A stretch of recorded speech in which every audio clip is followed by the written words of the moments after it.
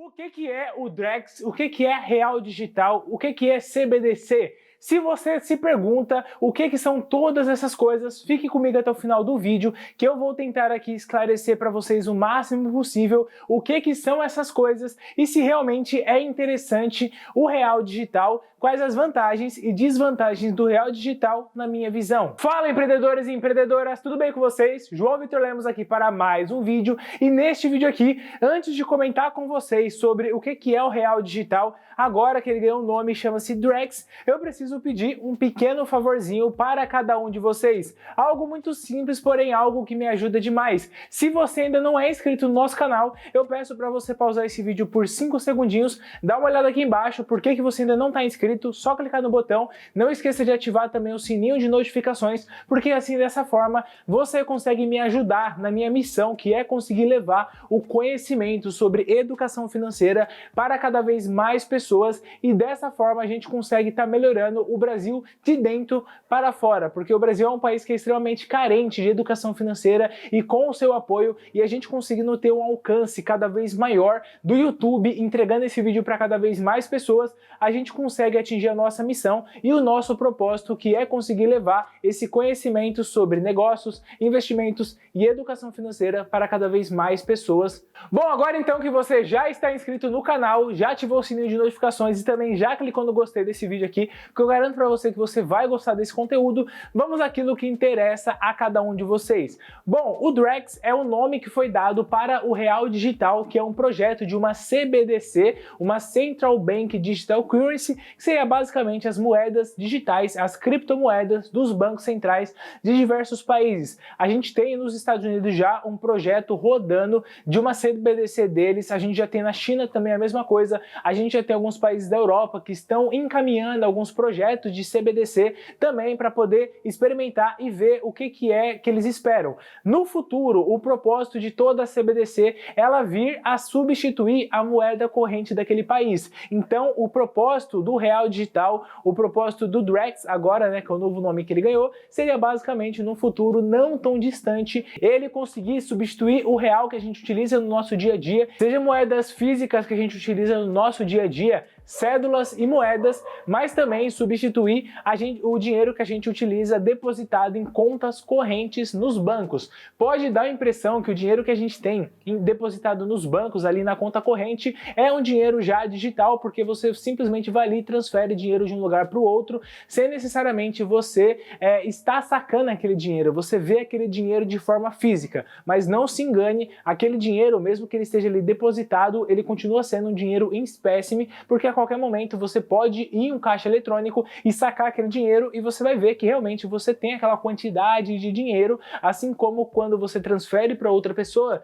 também é necessário que o banco intermedie a negociação, intermedie essa transferência para poder estar debitando da sua conta aquele dinheiro e creditando na conta da outra pessoa aquele dinheiro. Então, mesmo que passe a impressão que ele já é um dinheiro digital, a gente não está falando realmente de um dinheiro digital que não existe em meio físico, como é o caso das criptomoedas. Quando a gente fala sobre o Bitcoin, por exemplo, não tem como você ir lá e sacar o Bitcoin. Você vê realmente o Bitcoin ali na sua frente, porque ele só existe em meio digital. Beleza? Ficou claro essa diferença para todos vocês? Bom, embora as CBDCs tenham surgido inspirado nas criptomoedas, eu tenho que deixar muito claro para todos vocês aqui que elas não são as mesmas coisas, são coisas totalmente diferentes. Primeiro de tudo, eu gosto de separar, quando eu falo sobre o assunto criptoativos, eu gosto de falar do Bitcoin de uma forma diferente das outras criptomoedas, porque o Bitcoin, no meu ver, ele tem duas características que é única e ele é a única criptomoeda que tem essas características. Primeira delas é que ele é totalmente descentralizado.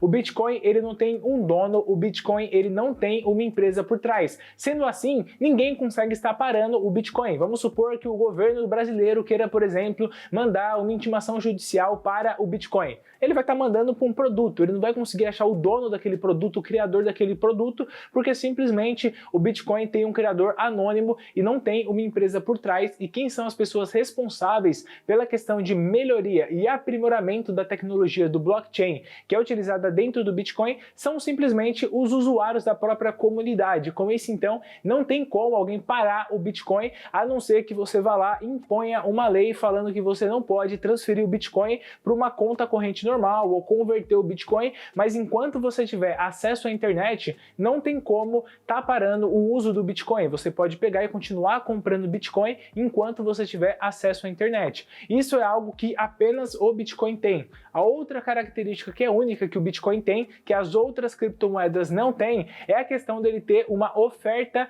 limitada. Hoje existe uma quantidade limite para o máximo de Bitcoins que podem estar circulando, que é 21 milhões de unidades. A gente ainda não chegou nesse número de mineração de Bitcoins. A expectativa é que a gente chegue ali por volta de 2030, 2031, nesse número que aí realmente vão ser todos os Bitcoins possíveis sendo minerados, e a partir desse momento, na minha opinião, vai existir uma tendência de uma valorização muito grande do Bitcoin, porque tudo aquilo que é mais escasso se torna mais valioso. Tudo aquilo que é mais abundante vai acabar se tornando muito mais barato, muito mais acessível para poder estar comprando. Então eu acredito que quando chegar nesse momento onde todos os Bitcoins possíveis serem minerados, eu acredito que vai existir um boom de valorização do Bitcoin. Por esse também é um dos motivos que eu invisto no Bitcoin, mas isso aqui não é uma recomendação de compra ou uma recomendação de venda, estou apenas expressando para vocês a minha opinião e a minha visão em relação ao Bitcoin. Bom, então explicado para vocês aqui esses diferenciais que o Bitcoin tem, quando a gente olha, por exemplo, para CBDCs é algo totalmente diferente. A gente fala do Bitcoin como sendo algo totalmente descentralizado, uma CBDC vai ser algo 100% centralizado, porque quem vai ser o responsável pela emissão é o governo, quem vai ser o responsável pela administração é o governo, quem vai ser responsável pelas melhorias da tecnologia é o governo, quem vai ter 100% de controle sobre as informações relacionadas com transferências e recebimentos de CBDCs também será o governo. Então a gente não está falando de algo descentralizado, mas sim algo 100% centralizado. Outra característica também que diferencia as CBDCs das criptomoedas é a questão que as CBDCs elas vão ser uma stablecoin, ou seja, uma moeda estável. O seu valor não vai ficar subindo e caindo de acordo com o interesse dos usuários, de acordo com as negociações no dia a dia, como acontece com o Bitcoin, como acontece com o Ethereum e todas as outras criptomoedas. Quando a gente fala sobre a questão de valorização e desvalorização do Bitcoin, o Bitcoin ele não tem um fator fundamentalista que faz com que ele se valorize ou que faz com que ele se desvalorize. O que vai influenciar na questão de valorização ou desvalorização do Bitcoin é simplesmente o interesse das pessoas em estar comprando Bitcoin. Quanto mais pessoas estiverem interessadas em comprar Bitcoin, mais ele vai se valorizar. Quanto mais pessoas estiverem interessadas em vender Bitcoin, você tem uma quantidade massiva de pessoas querendo vender Bitcoin, ele irá se desvalorizar. Com as stablecoins não vai acontecer isso. Como ela vai ter um valor fixo, eles vão determinar que um real digital, né, um Drex, que é o nome que eles deram para a moeda, vai valer um Drex, é o que vale. Aí vai seguir exatamente o mesmo esquema que se aplica à moeda que a gente utiliza hoje em dia. Hoje, se você tem uma nota de R$5 de forma nominal, você batendo o olho ali, ele vale exatamente os mesmos R$5 que valia lá em julho de 1994, que foi quando a gente começou com o plano real. Só que qual é a diferença? A questão do poder de compra dessa moeda. Lá em junho de 1994, se eu falasse para você que com R$5 você consegue estar comprando 5 quilos de arroz, 1 quilo de feijão, uma lata de óleo, uma goiabada, um chinelo, tudo isso você consegue comprar com R$5. Você ia imaginar automaticamente que R$5 é uma quantia considerável de dinheiro. Por quê? Porque você consegue estar comprando bastante coisa com aquele dinheiro. O poder de compra daquela moeda você considera como um poder de compra razoável e bacana para você. Agora, se eu chego para você e falo que com R$5 você consegue estar comprando um pão de queijo e tomar meia xícara de café, você já não vai atribuir tanto valor àqueles mesmos R$ 5, porque o poder de compra daquela moeda é menor. Então, as stablecoins é exatamente a mesma coisa. O valor dela vai de acordo com o poder de compra dela. Então, a partir do momento que a gente começar a utilizar ela, a gente vai poder ver a perda do poder de compra com o passar dos anos, assim como acontece com qualquer moeda, seja o dólar, seja o real, seja o euro, todas elas seguem exatamente essa mesma teoria aqui, essa mesma prática que eu trouxe para vocês. Bom, e aí trazendo um pouco aqui para vocês do que eu acho que é vantajoso no Drex e o que eu acho que não é tão vantajoso assim. Vamos começar primeiro falando aqui sobre as coisas boas. Um ponto positivo que eu vejo é a questão que ele vai ser algo que vai conseguir descentralizar o dinheiro dos bancos, porque para a gente poder estar utilizando ele, muito provavelmente a gente vai utilizar como se fosse uma criptomoeda que você vai depositar a quantidade de Drex que você quiser dentro de uma wallet, dentro de uma carteira virtual que você pode estar baixando um aplicativo, ou você pode estar instalando algum software no seu computador, ou até mesmo comprando aqueles pendrives especiais que você pode estar armazenando dinheiro. Então com isso a gente vai conseguir ter a liberdade de não necessariamente depender de ter uma conta em um banco para poder ter dinheiro guardado e armazenado de forma segura, e isso acaba sendo positivo do meu ponto de vista. Mas aí a gente tem aqui um outro ponto positivo que eu vejo é a questão que você vai conseguir fazer transferência para onde você quiser e quando você quiser. Hoje a gente depende do sistema bancário para poder estar fazendo uma transferência, por exemplo, você vai transferir dinheiro para o seu irmão que mora lá na Europa. Você vai ter que provavelmente